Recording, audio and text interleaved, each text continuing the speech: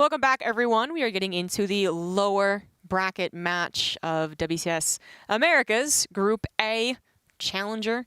The loser of this, unfortunately, is knocked completely out. No chance to advance, no chance for more points, more money, all that good stuff. And the winner, well, gets a second chance anyways. Yeah. Might still make it out, but it's going to be a PvP. So I actually have the PvP expert in control. That's right. Mm-hmm. I've seen a lot of losses in my day, and I've studied them. Yeah. No, it should be good. It was a weird series, and that's why I like this format. I think it's one of the reasons it's a tried and true thing. DisK and Raze are very, very good. They fall into that kind of trap with a lot of the WCS NA, or America players rather, where it's like, I'm playing someone really good, I got to get weird about it, I got to change up what I'm doing. And both these guys showed some good signs, but ultimately kind of fell off, right? Like Raze allowed Puck to get really weird game one, but then was not able to capitalize after that. Yeah, there was a very powerful, game one from Raze, and then the next two more normal PvPs ended up going poorly for him.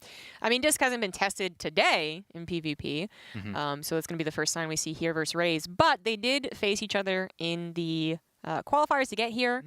Actually, Raze was the guy that sent DisK to the lower bracket, which is a grueling experience no matter what region you're playing in. And DisK was barely able to make it through. So perhaps looking for some revenge. Ooh, okay. Yeah. I don't actually, unfortunately, I didn't see the series, but as I was saying in the previous PvP, Raze has shown good PvP. A lot of his bracket was PvP. And even though Puck eventually got the 2-1, I still thought that he showed really great Protoss versus Protoss. So I'm still favoring Raze. But that, I called that wrong versus Puck, so don't listen to anything I say. If only we had some kind of commentary that really focuses on these kind of lesser-known North American players, talks to them on a regular basis. Of course, I'm thinking of, your Rifkin or even Penguin, I think from former of Psystorm Gaming. Some of these guys that really specialize in there. Yeah, he's still there? Okay. Yeah. I'm aware. What we don't want, of course, is players that, they let, weddings get in the way or commentators rather. Like, I need someone that focuses on this scene. Yeah, exactly. I agree. Yeah. We should hire one of those guys. Yep. In the bottom right, as the red Protoss, it is Raze. It's an interesting name. What is it? Yeah, Jay Wimple, right? Whipple. I do like that. In the top left-hand side, it is the blue Protoss from presumably French Canada. It's DisK. Team Psystorm Gaming. Alexandre Gournevieux. Is that why you're presuming? Yes. His name? Yep. Okay. I'm going to do it. A lot of people don't like to presume the origin of where these players come from. Okay. I do the opposite. I take the lead. So where's Raze from? Raze is, so his name's Jay Whipple, right? Jay's family came over on an English kind of settling, trying to escape religious persecution, I think, a couple hundred years ago. And they ended up settling, I want to say in the Maryland area, where they kind of grew up as off vegetable farmers. So a lot of people would buy potatoes from the Johnsons nearby or the Browns. But for the Whipples, you would find yourself buying things like beets. Okay. Or squash. Okay. That's where I think he came from. That is a story right there. Yeah. People should send in their DNA test to you, and you can tell them their story. I agree. Send me your DNA. Costs like $100. Not for me. Just the cost of postage. You really want to tell people to send? I want them to send me their fluids so that I can identify who and what they are. The sad thing here, too, is if Raze loses, then the story of Jay Whipple, it's really gone, right, for all of WCS Spring. We won't see it again until... Because there's no way this guy shows up in Kiev. Probably not. Not on a squash farmer's budget, I'll tell you that right now. There's no way. Probably not. That is a, turning around here, a legitimate issue for the Americas, really. Kiev, I mean, it's a way out there. It's pretty far. It's also not exactly a destination hotspot where they're like, whoa! I'm sorry, guys. Why are you hating on Kiev? My bad. But reals, no one's gonna be like, yeah, I'm just gonna go to Paris with my family as well and just kind of visit the tournament while it's there. Right. Not really happening. And a lot of these guys are still in school, which that is still during a school month, maybe summer. Yeah, I don't know. It's one of those things where once I graduated, I was just like, well, I'm done thinking about these things. So. Oh, well. When did summer end? I think you went back to school in September, right? Like early September. Yes. You're off for 3 months, so that puts you out at what, July? June, July? June. I don't know why I remember this so well. In college, I actually studied through summer. I didn't have a summer vacation. Wow. But I do remember a lot of World of Warcraft time spent those 3 summer months in high school. I tried to do summer school one time. It's the same thing. I was like, this will be really responsible. And then I just played too many video games and had to quit the one class I tried to take. I didn't know it was an option to take summer school. I thought you were required in high school. Oh, no, I'm talking college. Oh, okay, okay. Summer courses, I guess. Yeah, okay. That's, also, Oregon State's super dead during the summer, so it was very boring. I bet. We have slightly different openers. Not too much, but 3 probes were killed. It still puts them right even. Robo to now Robo with that much faster forge from DisK. Not only giving him access to that faster upgrade, which a lot of those mid-game attacks revolve around +2, but also giving him the option of defensive cannons, which usually don't really, matter that much. But we've also seen like a rise of Raze. Get it? Adept-based attacks and all-ins. I don't know if it's actually been like an NA thing, but I've seen a few, and the cannons can't help against any attack. I don't know if that's really going to be what's happening here. Just a Warp Prism for now for Raze. He had excellent Warp Prism usage versus Puck. Like, I was quite impressed at his not just micro with it, but his decision-making with it. Yep. I think a lot of your strong North American players, these guys kind of look up to you, like your Neeb, and to a certain extent, I think Puck shows off a lot of those. They'll mix in an Adept all in those timing, those series. And then, of course, Warp Prism play is just very integral in general. Good scout here from DisK. And it would be, I'll have to say, I liked your breakdown of these 2 players earlier on. Raze obviously very good, but DisK seems to be the slightly more crisp one, right? Like, just really good harass stage. Gets for himself a slight advantage here. Only a couple workers. And then the really fast forge will put you off guard. By the time you scout that, you're like, well, how far along are they? Because +1 and then +2 attack is a big deal in PvP. Yeah, again, like most of the time, if this is going to go to like typical third base, charge at Archon, it's around hitting that +2 with very similar compositions. This Adept harassment, not so bad. They're a little mistimed though, so their shield battery was actually working. Yeah. 5 probes, maybe a few more as they get the shades into the natural. The Warp Prism's not even being hunted down because there's not that many units to even hunt it down. Although ditto, I guess, for DisK, as he even escapes with his Adepts, it looks like. So that makes it better. 8 probes was devastating until 5 probes of Raze died. Well, I really like it until this. If he loses this Warp Prism, it's going to be kind of close. I think it does get away. Yeah. That would have been a real bad disaster, but ends up okay. You can see the upgrade timing is slightly in favor for DisK. Not slightly, pretty significantly, but incrementally so, right? Like, that is still a timing window. If nothing serious goes down in the midst of that, then it's fine. But otherwise, pretty similar tech pass. There's going to be 4 more gateways here for DisK and a Templar Archive. It's going to be that Charge-Led Archon. Maybe more Immortals, but maybe not. He's not really adding any more here. Also not really that quick to charge. There we go. Yeah. Which is what Raze should also be going to. DisK is checking for that 3rd Nexus, 3rd probe being sent out as an Adept, constantly shading into the natural. I actually believe just did. So full scout, maybe not even a probe. Never mind, just a full scout. And it feels like DisK is just getting a little bit ahead here as his production finishes up, as his +2 is immediate. And he is probably still sinking chronos into it. His Archons are faster, his charge is faster. I mean, so many things are faster here for Blue Protoss. Yeah, it seems pretty good. He is a few workers behind, but as they are both on 2 bases, it's mostly okay. They're kind of past that full saturation point. They both have more than 40, at least 44 workers or more. Like, the 4 more for Raze don't do that much for him. But there is that slightly faster 3rd base for Raze. This is a big timing deal when you scout out your opponent, because like you were pointing out, that shade into the natural was nice, but now there's nothing to really follow it up. So if that 3rd sneaks up on you and you're just like a minute and a half behind, it's a pretty big deal in this matchup. Yeah, and I feel like most of the time if we get this far in the game, it is about 3rd base to 3rd base, composition upgrades. But there are definitely attacks off 2 bases that if DisK wants to go for that with his super fast +2, and it seems like that might be what he's thinking of, maybe a Nexus behind it. But he will have that upgrade. He will have a decent army, maybe even bigger, that maybe he could try and bully Raze with, especially when he's clicking on the upgrades of his opponent and saying, like, okay, my +2 is definitely faster than yours. He's going to have the much faster +2. He's added quite a few gateways. I want to say it's close to 8, if I'm not mistaken. And that is definitely the aggressive stance with that number. Yeah, but he's not moving out at all. Just taking care of Lucent Phoenix.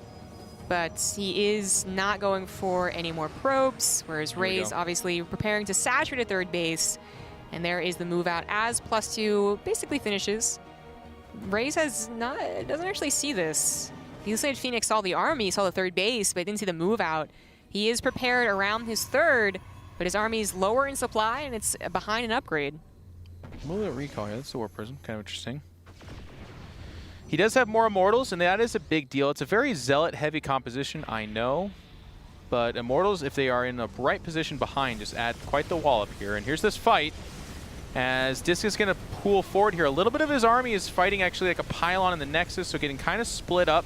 Yeah, but it's... Wow. It's just too much. We haven't had a couple of units from the south side. The Archons were getting some excellent hits on the very clumped up army of Raze. He simply wasn't prepared. He would have maybe gotten into a concave more. He would have gotten... +2 is a big deal as well. Right, and there's not much he could have done about that, unfortunately. But he also maybe could have had Guardian Shield Pot a little bit sooner. But yeah, he was in an unfortunate situation, and just very out of position. There we go.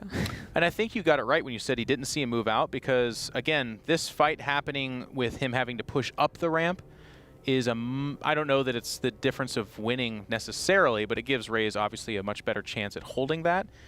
With the army coming up and getting a full concave around the base, yes, an Archon was shooting a pylon, but like you said, the rest of the army was so clumped up for Raze that the damage was pretty immediate and just right on top of that. And he went into it with a good 20 army supply advantage. So a lot of times those PvP battles really come down to positioning. And in this case, the positioning factor was not right there. You can see just takes the top of the ramp. The army clumped up. Archons in the front is about what you kind of want, but then they kind of pull back into a weird like oval, and he hits the hold position. And that army's just not in a good spot. The 3 Archons of DisK are smashing it with their AoE, and they're hitting like 3 or 4 units at a time each time, whereas the Archons, respectively, of Raze were just hitting individual units. So very good fight for DisK. It was, and also started some revenge. He was, I think, O2'd by Raze in those qualifiers, but different day. And I guess maybe if you're Dragon, the guy who is passionless and is not here. Yeah. Maybe he would know the exact MMRs of these players, how often they face each other, but there does seem to be this group of NA players specifically that seem to always see each other on ladder and always be talking to each other as well. And I wouldn't be surprised if these two were those type where they do just go ahead and just, trade victories. And if you're having a little bit of a worse day, Raze might be out here first, as in last. That's always such a stupid... Why do we do that as casters? But he also could bring it back. PvP can be a fickle beast, as any mirror matchup really can. We are on King's Cove for the second game. In the top left, as the red Protoss down 1, he is Raze.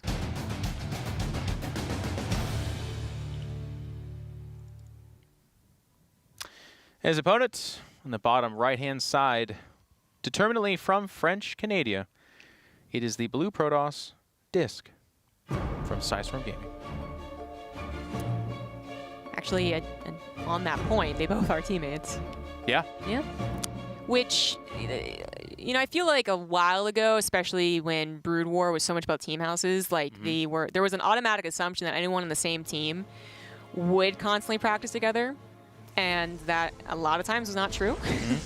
They shared, the same sponsors. Maybe they did share a team house, and maybe that's when they actually practiced together. But for the last few years, and by few I mean like 4 or 5, not so many team houses, and a lot of pickups that are out of the region. For instance, Storm has Gumiho, who probably never practices with his NA counterparts. I mean, I could be wrong, be clear, but it's just not something you would really expect. So, but I think for these two, you would expect them to talk a lot, practice a lot with each other. Yeah, it's more about the friendship of the players that may or may not be with the team making that happen. It's just that teams make it more likely to have happened, right? So if you're spending time with somebody in a team house or on the same team and you find that you can help each other and you're kind of open to doing that, it just may well happen. That can also, of course, happen to people on different teams as well. But my experience on Evil Geniuses, there were some people that got along and there were some people that didn't. And guess what? The guys that didn't get along were not forced to practice together because they wouldn't. Yeah. That's, yeah, I've heard. So there is kind of a interesting thing happening with that pylon. Raze, I think, was going for a bit of the scare tactic, like, oh, where's my second pylon? It was immediately scouted, though. The pathing on King's Cove usually does go around in that curve like that, but I guess not always. But I think it also was there to scout any adept harassment, because it is on the, like, other side of that brush. Yeah. So that's going to be a little nice, maybe for the future. This is really awkward. I don't... The probe is hiding there next to the pylon. Pylon can't see the probe. Okay. He's like, I think he's watching it to see if it's going to be a proxy, but to your point, I think you're 100% on that analysis, and that is that it was never meant to be any kind of building. It was meant to be a, do I have a pylon out on the map, and what is it doing? Mm-hmm. And I do think it's a mistake, because if the pathing's not that you always go there, it's pretty close. Actually, as I say that, these guys just went across the map, didn't they? Or maybe they went to the third. Yeah, I'm hesitant to say it always is. It might literally be a 50-50 split, but it's not the first time I've seen a probe go that direction. So I'm like, oh, okay. But again, it also helps with the adept scouting later on. Yeah. As any point in PvP, you're gonna actually go ahead and check your opponent's ability to slap down that shield battery. This is a Void Ray opener from DisK. Well, he canceled a Phoenix and then went Void Ray. So I'm wondering if that is also a fake? Question mark, but he's kind of still letting it go. Some type of attack with Void Ray Immortal? I mean, it's going to be Raze attacking him. I think this Warp Prism pops out. Yeah, that's it's adding units, and maybe DisK on some level senses this, because the Void Ray is obviously more helpful in this case than 2 Phoenix would have been, right? But or even 3. Yes, very good point. The last scout that DisK had, I didn't see like a third gateway. They didn't see the Robo. But it maybe saw no pylon in the natural. Maybe it saw the army, which is a little bit too big to not be worried. And this is the attack Raze did versus Puck, I believe. Or maybe vice versa, I don't remember. But like you can, no, it was him. And you can hallucinate 2 stalkers and really make them scared, make them cancel that Nexus immediately. Oh, this is huge, though. This is, a lot of times you just leave the game. It's so bad. That's so bad. Yes, it really is. The one stalker's not going to take these out that fast, so at least you get delayed mining. 8 probes is huge, and Raze, I don't think he was really always elevating. Well, this is something that he has to do, right? Like, he does have 3 gateways, so it's a decent amount of production, but DisK was taking that into account, so most of his army's on the high ground, 2 adepts not involved in the fight, and the Void Ray is so easily targeted by these stalkers. There it goes down, and that, no, that's going to be okay. The Immortal's going to pop out, so that will be fine. The probe pull was the right call. It's a painful one. It means that he's only up these 4 workers, but look at how bad the mining situation is on Raze's side. So if that was painful, then that's devastating over there. But with this Immortal out, no amount of micro shenanigans is going to make that fight favorable for Raze. He's just going to have to pull back. And at the end of the day, he's facing a Robo and a Stargate, which can still make something like an Oracle, by the way. I think he's in a lot of trouble. I agree. This is bad. It's, yeah, it's bad. Raze is going to continue looking for harassment with that Warp Prism as long as it's alive. He's got a dream, similar to that series with Puck, but it looks like DisK, even with just a couple of stalkers, if he micros them, yeah, okay, almost lost one. And perhaps there's a situation where, you know, Chrono is used more appropriately. And second stalker goes down. That stalker's going to die too. I don't know what he's doing alone here. Take this one as well, please. That is a little odd. There's always the chance that Raze is messing DisK's economy up, his macro up quite a bit. Raze is actually up in workers, by the way. So DisK has just been off that, and it's a little bit weird. So everything I talked about with him being like massively ahead, still think it kind of exists, but not nearly to the extent that I was trying to paint. So I apologize, I guess. Well, I mean, he did delay probe production for a little while. He's even pulling probes into this. He doesn't lose any, though, and there's DisK once again with the Adepts. 3 Adepts this time, so even longer to take down. More probes will die, and more delayed mining as well. So, I mean, Raze he's falling behind to the simplest stuff while showing us some advanced tactics as well, though, too. So, like, he's making it a game, but man, that's a fatal blow in a lot of other PvPs. You're exactly right. It's literally just been Adepts walking across the map, shading into his base, and that is the only reason why he's probably behind in this game. Everything else he's been doing has been fantastic. Of course, as I say that, he actually just loses the Warp Prism, so I don't... He's going to have to recall back if he has it. Probably not. Probably been chronoing either the probes or the disruptor tech, and maybe one stalker would have survived anyways from the recall. Because the Immortal was approaching. Yeah. He's now making disruptors, and keep in mind, there is a Stargate for DisK, so disruptor's cool. It is a good comeback unit. I don't think he's so far behind. He's only behind 3 workers, and he's actually down 1 army, which is really just not that much at all. Despite all of that's happened, it's kind of even. But by going into Disruptor, if DisK scouts this, you just start making Phoenix, you add another Stargate if you really want to, and then it just kind of gets shut down hard. And here comes that scout. Yeah, that's... It's important we watch this, though, because if he doesn't see it, well, actually, there's even Adepts going in. The Adepts aren't going to shade, no.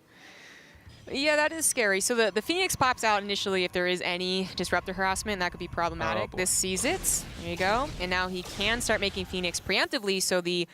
I'm actually surprised if Raze even used this for harassment. The chance of a Phoenix popping out and finding it along its path is scary. It's like, oh my god, Adepts again. Who would have thought? That's crazy. Already getting 4, 5, maybe the 6. Yeah, 6. It's with the Adepts. The Disruptor is on its way to the probe line. There's no Phoenix quite yet. That was kind of a late start because he was microing the Adepts. So that's the good news for Raze, who actually gets a decent shot. Could have been even better. Only 4 go down, so that was like at the last second an okay split. He's got speed on the Warp Prism. And now he's making a Colossus. But yeah, just which all gets answered by a Stargate. I don't know. Kind of weird on Raze's side. He has missed the Warp Prism, so that's... Oh, no, it's coming back. Oh, no, it's not. Yes, no. Yeah, no. It's like my favorite tennis commentator. Service, return, set, return, return. It's so fast, though. That's the thing. The Phoenix can... It's going to get another shot off. Pick it up. Yeah. Pick it up. The Phoenix can definitely lose Now you can't do it. Unless it just goes right in the middle. Literally just pick up the Disruptor. It's going to try to recall back, but it won't even make it. Yeah, that was... It was a dangerous game, and he lost it. So he loses a very, I mean, a potentially impactful unit, right? The Phoenix are going to be capable of lifting it, so it's arguable it would have done much more. But you think even the Warp Prism going down instead of being hidden somewhere is also like bad. A couple of Zealots warped in, Adepts warped in, because otherwise Raze does not have any offensively placed pylons. He's not been the one getting those Adepts in for the most part. Yeah. Did once, but not the second time. And going into Colossus, I mean, this might throw DisK off a little bit, but DisK is actually, I think, he also goes Colossus styles in PvP. So, you know, typically if you're going to play it, then you have a better idea to play against it. Yep. Well, he just has the answers before him. He's going Charge Lot, Immortal Archon is DisK. I believe I saw that, and that is a great answer. He's got access to Stargate. That's fine. He really can't attack right now, so this army needs to just go home. It's kind of a weak army. He's got the faster 3rd. He's got the faster +2. He's working on +2 attack as +1 is coming in for Raze. And the Phoenix are weird because they can attack the Warp Prism, of course. They can pick up Immortals and key units, but they also will just get like 6, 7, 8 probes because there's nothing in here. Why not? Yeah, if they're not going to be taken down, then use them. Absolutely. DisK, I don't know if he's ready to go yet. Oh, good feedbacks. Okay, so they're not going to be impactful as far as lifting things go. They can still attack the Colossus. Look at that army of Raze. Oh my god. It's not very big, is it? It's not. It's also got no shield batteries, right? So DisK, well, his army initially wasn't that big either. Like, he's warped in a couple of Zealot rounds. He's attacking in 2 different places. And it looks like this will be enough to just flood a couple of Colossus. Yeah. And Immortal even taken out of the equation despite those feedbacks. Yeah, micro away, but how many Colossus shots does it take to kill an Archon? Yep, and eventually the Phoenix will even just do it, right? There's no anti-air here except for the 1 Stalker, which is preoccupied. Yep. That's it! DisK is going to take the 2-0 and move on. Unfortunate. I feel somewhat responsible that Raze falls, you know, out. Yeah, I think you should bear that. Yeah, it's my bad, guys. Yeah. I thought this was going to be a decent group for him, but PvP continues to be cruel, and he loses to Puck and DisK. And unfortunately, it falls out 4th. DisK gets another life. Have we talked about this? What? What is a puck? What is a puck? It's a hockey thing, right? What is a DisK? It's a thing that you throw in discus. Or it's a puck. No. A puck is a DisK. Okay. Yes, you're right. And now I have to ask, what is a TLO? I was gonna say it's possible that DisK never faces Puck. And speaking of segue, Yeah. Upcoming is TLO versus Puck. Whoever wins that is just advanced out first in the group, doesn't worry anymore. Whoever loses will be in that decider match against DisK. And yeah, that's going to be the end of our day. Been a long day so far. Appreciate if you stuck with us. We will be back very soon with Puck versus TLO.